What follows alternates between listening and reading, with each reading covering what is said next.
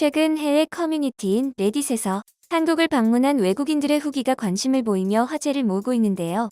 특히 전 세계적으로 폭설로 몸살을 앓고 있는 가운데 한국 고속도로가 큰 이슈가 되고 있습니다. 현재 에너지난에 직면한 유럽에도 겨울이 찾아왔죠. 최근 베를린은 1년에 1,500유로였던 난방 요금이 앞으로는 5배 많은 7,600에서 7,800유로로 오른다는 내용의 안내문이 날아왔다면서 현지 언론에 보도되기도 했었는데요. 한편 독일에서 유학 중인 한국인 유학생은 매달 내던 에너지 요금이 80유로였는데 최근 갑자기 217유로가 빠지면서 유학생에게 너무 큰 돈이라 막막하다며 한국 언론과 인터뷰하기도 했습니다. 현재도 겨울철 전기를 아끼기 위해 각종 대책을 시행하고 있는데요. 하지만 크리스마스에만 볼 수 있는 화려한 트리 조명을 포기하기엔 마음까지 얼어버리는 기분이 들죠. 헝가리에선 페달을 밟아 전구를 밝히는가 하면 로마에서는 태양광 패널을 이용해 전기를 공급받는 식으로 전기를 밝혀 화제가 되기도 했는데요.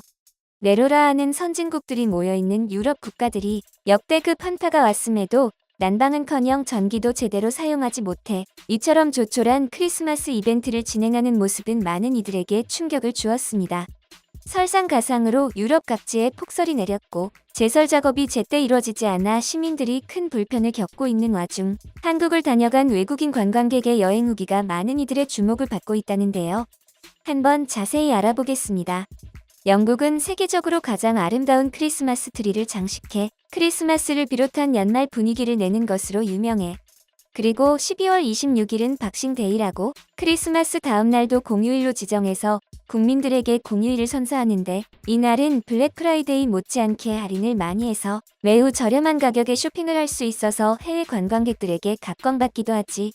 하지만 나는 이번 크리스마스에 한국의 한 백화점에서 선보인 미래지향적인 디지털 건축물을 보기 위해 가족과 함께 한국으로 떠났고 작년 겨울 일본을 방문해 조금은 아쉬웠던 마음들을 한국에서는 어떨지 궁금하기도 해서 프랑스에서 명품 마케터로 일하는 딸과 함께 겨울 휴가를 맞아 한국으로 가족 여행을 갔어. 공항에서부터 의외로 한국은 크리스마스에 많은 사람들이 여행을 하는 모습을 보여 매우 분주한 모습들을 보여주었는데 최근 한국의 경제력과 국민들의 소비 수준이 올라갔다는 말이 정말 실감이 갈 정도로 일본인들 못지않게 활발한 모습들을 보여주었어. 그렇게 승합차를 빌리고 우리 가족 그리고 함께 온 딸의 남자친구와의 한국 가족 여행이 시작되었고 나는 여행 첫날부터 너무나도 깜짝 놀랄 만한 일들을 목격해 나와 비슷한 경험을 한 사람들의 의견을 묻고 토론하고자 이렇게 글을 쓰게 되었어. 먼저 한국은 제설 작업을 매우 부지런히 하는 편이었는데 서울에 위치한 숙소까지 2시간의 주행 중 나는 3대 이상의 제설 작업 차량을 볼 수 있었어. 무엇보다 우리가 빌린 승합차엔 스노우 타이어는 물론이고 열선 시트에 방수 코팅이 된 차량을 제공해줘서 한국에서 만든 자동차의 수준에도 정말 깜짝 놀랐지. 한국의 고속도로는 눈이 많이 오는 상황에도 조심조심 운전하면 큰 사고가 나지 않도록 매우 체계적인 시스템이 되어져 있었고 이는 세계적인 선진국가인 영국의 제설 작업 시스템이나 작년에 자동차를 렌트하지 못해 아쉬웠던 일본 여행 그 이상으로 발전된 모습을 보여주었어. 한 가지 일본보다 한국이 확실하게 앞서간다고 말할 수 있는 부분은 숙소에서 느껴지는 따뜻함인데 지금 글을 쓰고 있는 나는 반팔을 입어도 전혀 추위를 느끼지 못할 정도지. 숙소 주인에게 물어보니 온돌이라는 한국의 전통 난방 시스템이라는데 가족 모두가 다닥다닥 붙어 서로의 온도로 겨우겨우 잠을 잘 정도의 분위기를 만들었던 일본과 달리 함께 잠을 청하는 가족들에게 조금 거리를 더 달라고 이야기해야 할 정도로 더웠고 어젯밤도 나는 이불 안이 아닌 이불 위에서 잠을 잘 정도로 따뜻했어. 나름 동양 역사를 공부한 내가 아시아 최고의 선진국이라 생각하던 일본과 늘 일본에게 밀린다고 생각한 한국이 오히려 더 많은 발전을 거듭해 삶의 생활 수준의 차이를 중국도 아닌 일본과 격차를 벌리고 있다는 게 너무나도 놀랍다. 라며 자신의 여행 이야기를 전했습니다. 해당 글을 접한 네티즌들은 저마다 한국에서의 경험을 공유했는데요. 도로에 대한 이야기가 꽤 많았습니다. 한국의 버스 전용 도로는 정말 대단한 시스템인 것 같아. 내가 한국 여행을 갔을 때 주로 고속버스를 타고 이동했었는데 다른 사람들이 교통체증에 시달리고 있을 때 내가 탄 버스만 쭉쭉 나가니까 빨리 도입해야 할 좋은 아이디어라고 생각했었어. 한국이니까 가능한 거지. 독일을 중심으로 유럽 국가 모두 버스 전용 도로를 만든다면 아마 천문학적인 비용이 들어가게 될 거야. 하지만 열선 깔린 도로만큼은 베를린이나 뮌헨 같은 눈이 많이 오는 지역에 설치해줬으면 좋겠어. 저렇게나 폭설이 왔는데 한국인들은 출근도 하고 고속도로에서 주행도 하네. 스페인에서 만약 저렇게 눈이 온다면 일주일은 움직이지 못하고 모든 도로가 제설 작업으로 바쁠 거야. 눈이 많이 왔을 때 정말 그랬었거든. 한국 영화에서 가끔씩 바닥에서 자는 걸 봤는데 그게 온돌 때문이더라고. 집 전체를 효율적으로 데우기 때문에 정말 편리하기도 하지. 너무 따뜻해서 바닥에 있던 내 립스틱이 녹아버렸어. 등의 반응을 볼 수 있었습니다. 특히 녹아버린 립스틱을 애도하며 극찬을 아끼지 않은 온돌은 이미 해외에선 적지 않은 외국인들이 높은 이해도를 가지고 있는데요. 원시적인 도구와 재료만으로 집을 짓는 한 해외 유튜버는 획기적인 난방 구조라면서 온도를 언급하며 바닥을 데우는 구조로 집을 만들기도 했죠. 세계적인 건축가 플랭크 로이드 라이트도 온돌에 대해 한국인의 방은 인류가 개발한 최고의 난방 방식이라고 극찬하기도 했습니다. 시베리아급으로 강력한 한국의 추위 때문에 밖에서 하는 활동을 거의 할 수 없음에도 한국에 많이 찾아오는 이유기도 한데요. 숙소에서 24시간을 보내기 위해 일부러 겨울에 한국을 찾아온다고 합니다.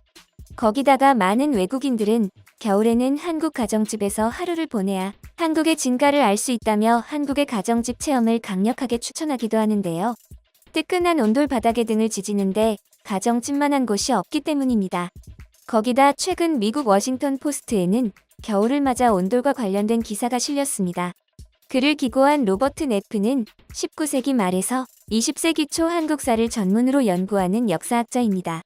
그는 코리안스로 웨스턴아이즈, 레터 프롬 조선 등 한국의 역사와 관련된 여러 권의 책을 집필했는데요. 그가 쓴 기사 내용은 이렇습니다. 왜 한국의 전통 가옥은 단층으로만 되어 있을까요? 엄청난 부잣집이라 해도 전부 단층 가옥이고 2층으로 된 건물을 찾아보기 어렵습니다. 과거 한국에는 2층 이상의 건물을 지을 기술력이 부족했던 걸까요? 가장 큰 이유는 한국의 독특한 난방시설인 온돌 때문입니다. 1917년 일본은 도쿄에 제국 호텔을 짓기로 하고 당시 세계 최고의 건축가였던 프랭크 로이드 라이트에게 설계를 의뢰합니다. 라이트는 설계를 위해 일본으로 갔고 당시 일본의 거상이었던 오쿠라 키아치로의 집에 머물게 됩니다. 하지만 추운 날씨에도 집 전체의 화덕 하나가 전부인 변변치 않은 일본의 난방 때문에 평생 경험해보지 못한 고생을 했다고 합니다. 이를 눈치챈 집주인이 그를 한국식 방이라고 이름 붙은 온돌방으로 안내하자 그는 방의 따뜻함과 안락함에 깊은 인상을 받습니다. 이 한국식 방은 오쿠라가 일제강점기 시절 무기거래, 고리 대금업 등으로 거부가 된 후 일본으로 가져간 한국 문화재 중 하나로 경복궁 전각 철거 때 나온 자선당이란 건물인데요. 이 건물의 철거 작업을 맡은 그가 건물 자재를 일본으로 가져가 같은 구조로 조선관이라는 별채를 지었는데 이것이 건축가 라이트에게 온돌에 대한 깊은 인상을 줬던 한국식 방이죠. 라며 온돌은 오래전부터 해외 건축가들이 인정하는 난방 시스템이었으나 2층 이상의 빌라식 건축물들이 많아 이를 적용하기 어려웠었다고 밝혔습니다. 앞서 해외 네티즌들은 한국이 일본, 중국보다 낫다고 언급했었습니다. 먼저 중국의 경우 난방은 온도를 자기들 거라고 우기고 있어 설명할 가치가 없으니 넘어가고 도로는 심각한 수준이라고 할 수 있는데요. 열선은 고사하고 제설도 전혀 이뤄지지 않은 탓에 도로에서 구조 요청을 하는 신고가 끊이지 않고 있으며 매년 이맘때는 생산의 핵심이라 할 수 있는 농민공들의 발이 묶여 생산량도 편차가 심하다고 합니다. 일본은 집을 지을 때 한국처럼 연료율이 높은 돌이나 콘크리트가 아닌 나무를 쓰는데요. 가격이 싸면서 지진에 버틸 수 있는 재료는 나무밖에 없기 때문입니다. 그리고 여름은 한국보다 고온 다습하기 때문에 설계부터 따뜻한 겨울보다 쾌적한 여름에 치중되어 있는데요. 그러다 보니 바닥 난방 자체가 발달하는 게 어려웠고 유럽처럼 공기만 데우거나 코타치를 쓰고 있는 것이죠. 특히 화장실은 너무 추운 탓에 심장 쇼크로 숨을 거두는 사고도 매일 발생하고 있다고 하는데요. 현재 일부 신축 건물엔 바닥 난방이 도입되고 있지만 오래된 건물이 많아 아직은 효과를 보기 어려운 시점이라고 합니다. 매년 최고 추위를 경신하며 올해도 힘든 겨울이 찾아왔습니다. 도로의 블랙 아이스와 혹한이 두렵지 않은 건 아마 한국이 유일하지 않나 싶은데요. 생각해보면 도로에서의 불편함이 일주일을 넘겼던 적이 거의 없던 것 같습니다. 이 모든 게 쾌적한 일상생활을 위해 힘써주시는 분들과 선조들의 지혜 덕분이겠죠. 부디 한국의 멋진 기술들이 널리 알려지길 기원합니다.